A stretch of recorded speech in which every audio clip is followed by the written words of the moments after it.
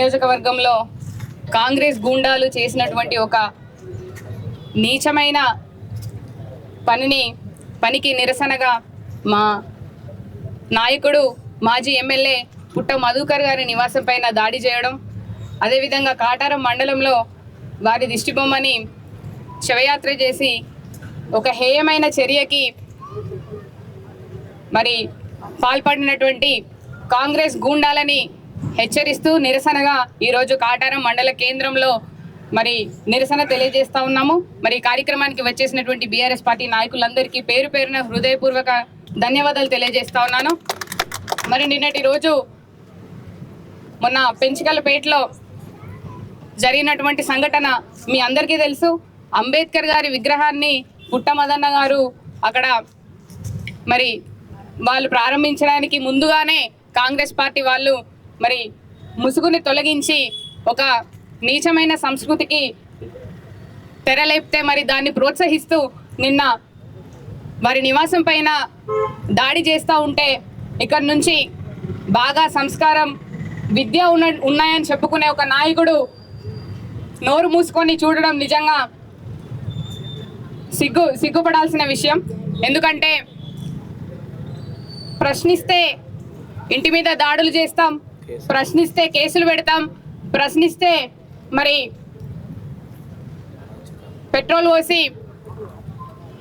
దిష్టి బొమ్మలు దగ్ధం చేస్తాం అని ఒక దాడి చేసేటువంటి ఒక సంస్కృతిని ఇక్కడ నియోజకవర్గంలో మళ్ళీ తెర మీదకి తీసుకొస్తుంది కాంగ్రెస్ పార్టీ ప్రభుత్వం.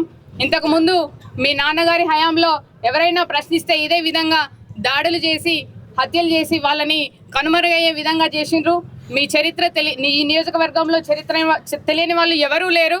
మరి అదే సంస్కృతిని మళ్ళీ 10 ఏళ్ళు బీఆర్ఎస్ పార్టీ ప్రభుత్వం ఉన్నప్పుడు ఎప్పుడు కూడా మహనీయుల విగ్రహాన్ని ఎన్నో మేము ఆవిష్కరణ చేసుకున్నాం.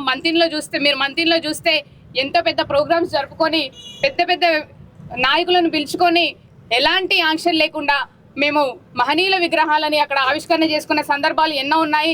మరి నిన్న పెంచికలపేటలో 144 సెక్షన్ పోలీసు వాళ్ళు ఎట్లా పెడతారండి? ఇక్కడ కాటారం సెంటర్లో ఉన్నటువంటి అంబేద్కర్ విగ్రహాన్ని కనీసం టచ్ చేసే అర్హత కూడా కాంగ్రెస్ పార్టీ నాయకులకి ఎవరికి లేదు. ఎందుకంటే ఇక్కడ చరిత్ర తెలిసిన కాంగ్రెస్ పార్టీ సీనియర్లు ఉన్నారు, ఇక్కడ ఉన్నటువంటి అంబేద్కర్ సంఘం నాయకులు అందరూ కూడా ఉన్నారు. ఆ రోజు ఇక్కడ మీ నాన్నగారి విగ్రహం పెట్టాలని చెప్పేసి మీరు చేసినటువంటి రాజకీయ కుట్రకి వ్యతిరేకంగా వచ్చిన వాళ్ళందరినీ కూడా మీరు ఏం చేసినారని వాళ్ళ పేర్లు తీయాల్సిన అవసరం లేదు. మీరు ఆ పార్టీలో ఉన్న వాళ్ళని ఏం చేశారనే విషయం ఇక్కడ ఉన్న సీనియర్ కాంగ్రెస్ పార్టీ నాయకులకు కావచ్చు, అంబేద్కర్ సంఘం నాయకులకు కావచ్చు, కాటారంలో ఉన్న ప్రతి బిడ్డకు కూడా తెలుసు అనే విషయాన్ని ఈ సందర్భంగా మీకు తెలియజేస్తా ఉన్నాను. ఇక్కడే కాదు, మేము 10 సంవత్సరాలు అధికారంలో ఉన్నప్పుడు 5 ఏళ్ళు జిల్లా పరిషత్ చైర్మన్గా ఉన్నప్పుడు అంబట్పల్లిలో కూడా అంబేద్కర్ విగ్రహాన్ని కాంగ్రెస్ పార్టీ నాయకులు ఓపెన్ చేసుకున్నారు. అక్కడ నా పేరు పెట్టకపోయినా కూడా మా నాయకుడికి, మా మహనీయుడికి, మా దేవుడికి అక్కడ గౌరవం దక్కుతుందని మేము ఎప్పుడు కూడా అక్కడ ఆబ్జెక్షన్ చెప్పలే. అప్పుడు మేము అధికారంలో లేమా? అక్కడ పోలీసులను పంపాలంటే మేము పంపలేమా? మాకు చేత కదనుకున్నారా? కానీ అక్కడ మా మహనీయుడు గౌరవించబడుతున్నాడు కాబట్టి మేము ఎవరి చేత అయితే ఏంది అక్కడ ఆయన గౌరవం దక్కితే అదే మాకు మహాభాగ్యం అని చెప్పేసి మేము సైలెంట్గా ఉన్నాం. ఆ రోజు ఎలాంటి గొడవ కూడా చేయలేదు. మరి నిన్న మీరు చేసినటువంటి చర్య ఏంటిది? వాళ్ళని పిలిపించి మందలించాల్సిన ఒక మంత్రి పదవిలో ఉన్నటువంటి మీరు వాళ్ళని ప్రోత్సహించి మరి పోలీసుల పహారాతో ఇంటి మీదకి దాడి దిగుతారా? అంటే రేపు మేము రోడ్డు మీదకి వచ్చి మైక్ పట్టుకొని మీకు ఎదురుగా మాట్లాడితే మా ఇళ్ళ మీదకి వచ్చి కూడా పెట్రోల్ పోసి తగలబెడతారా? సరే, తగలబెట్టండి. మరి చావడానికి కూడా మేము సిద్ధంగానే ఉన్నాం. ఈ ప్రజల కోసం, మీ నియోజకవర్గంలో ఉన్నటువంటి ప్రజల కోసం మరి వాళ్ళకు మీరు చేయనటువంటి పనులను గుర్తు చేస్తే మరి మీరు చంపుతానంటే ఆ చావడానికి కూడా మేము సిద్ధంగానే ఉన్నామని చెప్పి ఈ సందర్భంగా తెలియజేస్తా ఉన్నాను. అలాగే మీ తండ్రి గారి విగ్రహాలు పెట్టుకోవాలనుకుంటే ఇంతగా మా గీతాబాయి గారు చెప్పినట్టు మీ ఇళ్లలో పెట్టుకోండి, పూజలు చేయండి. నేంటండి ఆ మాటలు? కాంగ్రెస్ పార్టీ మహిళా నాయకులు, ఒక మహిళగా నిజంగా చాలా చాలా సిగ్గుపడాల్సిన విషయం అది. మీరు మాట్లాడితే వాడు పుట్టమధు, వాడు వీడు అంటారు. అరే శ్రీధర్ బాబు అని మేము అనలేమా? మాకు చేత కాదనుకుంటున్నారా? కానీ మా నాయకుడు మాకు నేర్పిన సంస్కారం మాకు అడ్డొస్తుంది కాబట్టి ఈరోజు ఇంకా శ్రీధర్ బాబు, దుద్దిల శ్రీధర్ బాబు అని మేము పిలుస్తా ఉన్నాము. మీరు ఇలాంటి ఇలాంటి నీచమైన చర్యలకు మరొకసారి పాల్పడితే మాత్రం మీకు మా అన్న ఇల్లు అందరికీ తెలుసు కావచ్చు, మంతిల్లో ఉంటుందని. మీ నాయకుడి ఇల్లు మీకు తెలుసో లేదో మాకు తెలియదు. ఆ ఇంటిని దొరకబట్టి అదే విధంగా మీకు where there is action there will be equal reaction in the opposite direction. మీకు మేము కూడా చూపిస్తాం. బీఆర్ఎస్ పార్టీ నాయకుల సత్తా మీకు అందరికీ తెలియజేస్తామని చెప్పి ఈ సందర్భంగా తెలియజేస్తా ఉన్నాను. కానీ మేము ఒక పార్టీ లైన్లో ఉన్నాము. మా నాయకుడు, మా అధినేత కేసీఆర్ గారు కావచ్చు, కేటీఆర్ గారు కావచ్చు, ఇక్కడ పుట్టమదన్న కావచ్చు, ఎప్పుడు కూడా నోరు తూలనాడలేదు.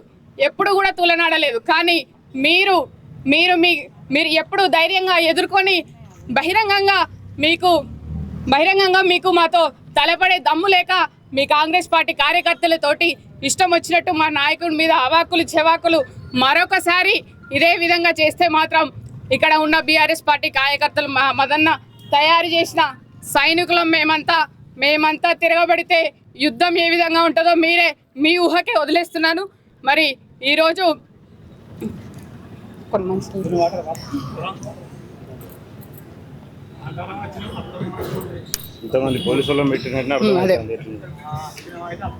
నిన్న అక్కడ పోలీసుల పహారా. ఈరోజు మేము ధర్నా చేసుకుంటామంటే రాజ్యాంగబద్ధంగా, అంబేద్కర్ సాక్షిగా రాజ్యాంగబద్ధంగా మాకు ఉన్నటువంటి హక్కులను మేము వినియోగించుకోవద్దా?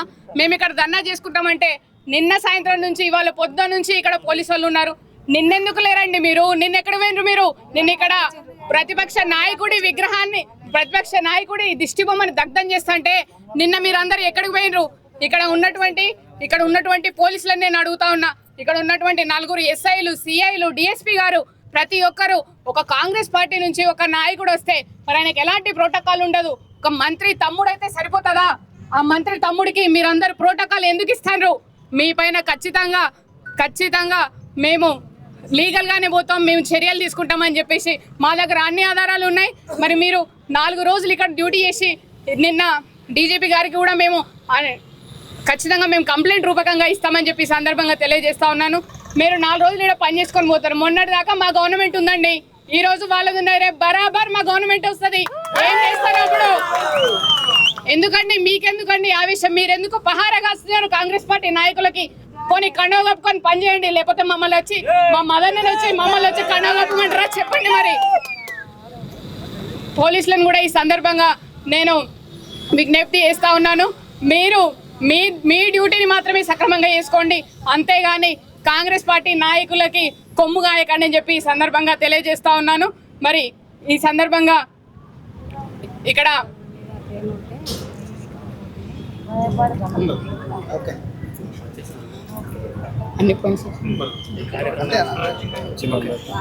ఇక్కడ ఈ కార్యక్రమాన్ని విజయవంతం చేయడానికి వచ్చిన ప్రతి ఒక్క బీఆర్ఎస్ పార్టీ నాయకులకి, కార్యకర్తలకి అందరికీ కూడా పేరు పైన హృదయపూర్వక నమస్కారాలు తెలియజేస్తా ఉన్నాను.